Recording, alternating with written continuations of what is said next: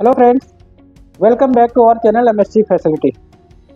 दोस्तों, आज हम आपके लिए लेकर आए हैं एक और नई वीडियो जिसमें हम आपको बताने वाले हैं कि right facility management service provider company का सिलेक्शन कैसे करें।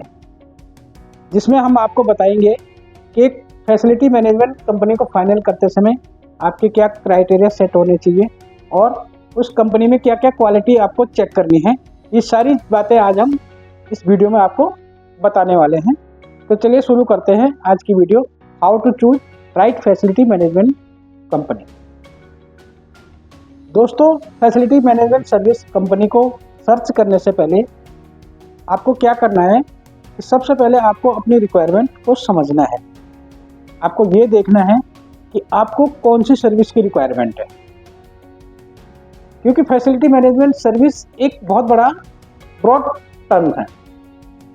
इसमें हमारा क्लीनिंग सर्विस हो गया, पेंट्री सर्विस हो गया, पेस्ट कंट्रोल सर्विस हो गया, गार्डनिंग सर्विस हो गया, और हार्ड सर्विसेज में हमारे HVAC हो गया, एंड हमारे इलेक्ट्रीशियन हो गए, टेक्नीशियन हो गए, प्लम्बिंग सर्विस हो गया, हमारे फायर सर्विस हो गया। इस तरह की सर्विसेज इसमें आती हैं और इसमें और भी सर्विसेज शामिल हो सकती हैं। काफ़ी सारी सर्विसेज इसमें आती हैं। तो ये बहुत बड़ा टर्म्स है फैसिलिटी मैनेजमेंट सर्विस। आपको ये देखना है कि आपकी जनरल रिक्वायरमेंट क्या है। आपको केवल क्लीनिंग सर्विस अगर चाहिए तो आपको एक स्पेशलिस्ट क्लीनिंग सर्विस प्रोवाइडर आपको देखना है, और अगर आपको क्लीनिंग सर्विस के साथ में पेंट्री, गार्डनिंग, आपको टेक्निकल सर्विस भी चाहिए तो आपको क्या करना है कि एक मल्टी सर्विस प्रोवाइडर देखना है जो कंप्लीट फैसिलिटी को मैनेज करता हो। तो इस हिसाब से आपको अपनी रिक्वायरमेंट को पहले तैयार करना है, उसको नोट करना है, जिससे कि आप उसको आगे फॉरवर्ड कर सके और आपको उस तरीके से आपको कोटेशन मिल सके फैसिलिटी मैनेजमेंट कंपनीज से। उसके बाद आपको क्या करना है कि कंपनीज को शॉर्टलिस्ट करना है। शॉर्टलिस्ट किस बेसिस पे करना है? सबसे पहले आपको क्या देखना है, उनकी रेपुटेशन देखनी है, उनका एक्सपीरियंस देखना है। और ये सारी चीज़ें आप कैसे चेक कर सकते हैं? ये सारी चीज़ें आप चेक कर सकते हैं क्लाइंट टेस्टिमोनियल से, या उनकी कोई प्रेजेंट साइट हो, साइट विजिट करके वहाँ पे सर्विस क्वालिटी को एसेस करके इस तरीके से आप उनको जो है रेपुटेशन या उनके एक्सपीरियंस के बारे में चेक कर सकते हैं। इसके बाद आपको कंपनी की फाइनेंशियल स्ट्रेंथ चेक करनी है, जिसमें आपको चेक करना है कंपनी का टर्नओवर, कंपनी की नेटवर्थ कितनी है, कंपनी का प्रॉफिट कितना है। ये सारी चीज़ें आपको चेक करनी है। और ये आप कैसे चेक कर सकते हैं? इसको आपको बैलेंस शीट से चेक कर सकते हैं या CA के सर्टिफिकेट आप मंगा सकते हैं।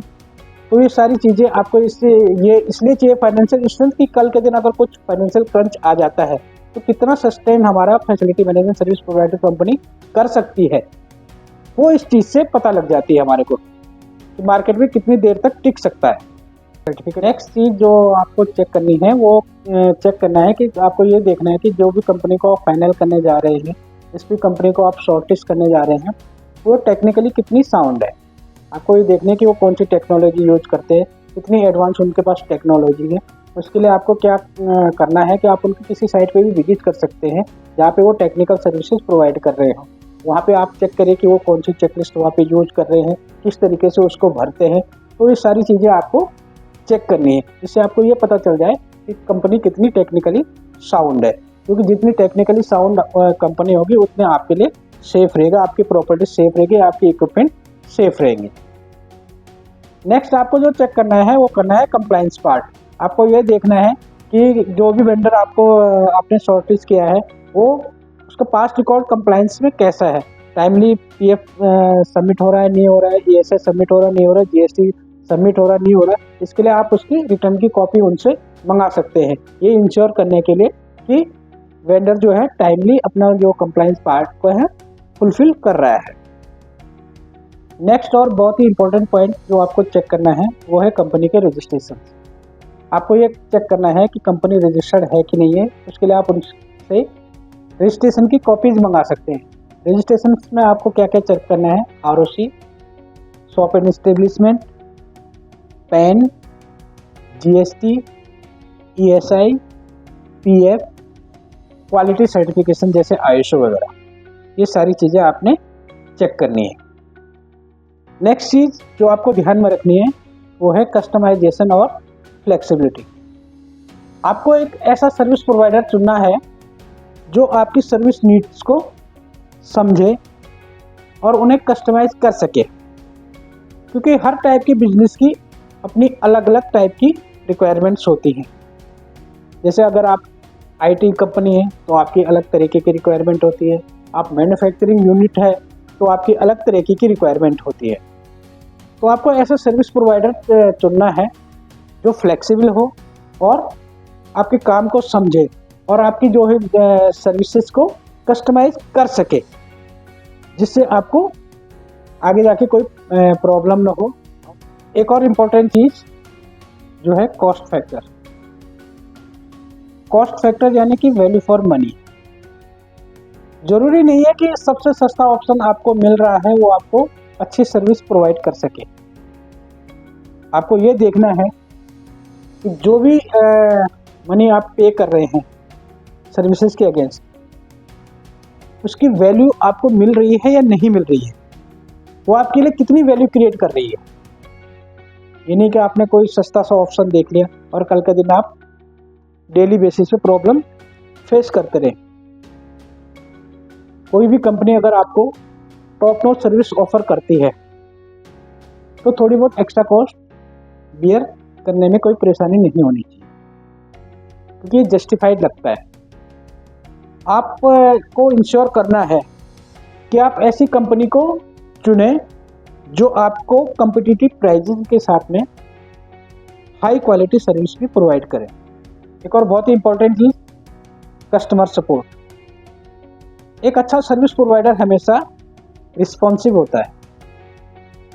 कस्टमर सपोर्ट बहुत ही इंपॉर्टेंट चीज़ है, खासकर तब जब कोई इमरजेंसी हो या कोई प्रॉब्लम हो। उस टाइम पे आपको कस्टमर सपोर्ट की बहुत ज़्यादा ज़रूरत पड़ती है।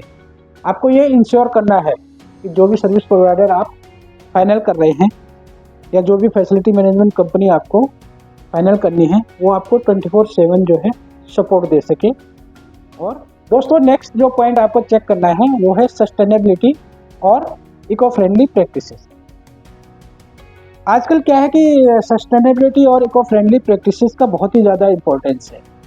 आपको ये चेक करना है जो भी फैसिलिटी मैनेजमेंट सर्विस कंपनी को आप फाइनल करने जा रहे हैं वो कितनी एनर्जी एफिशिएंट है, वो ग्रीन प्रोडक्ट्स यूज कर रही है नहीं कर रही है।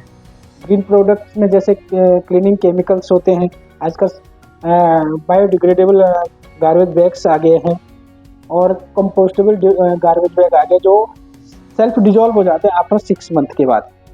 और फिर आपको ये भी देखना है कि उनका वेस्ट मैनेजमेंट पॉलिसी कैसी है। ये सारी चीज़ें आपको चेक करनी है।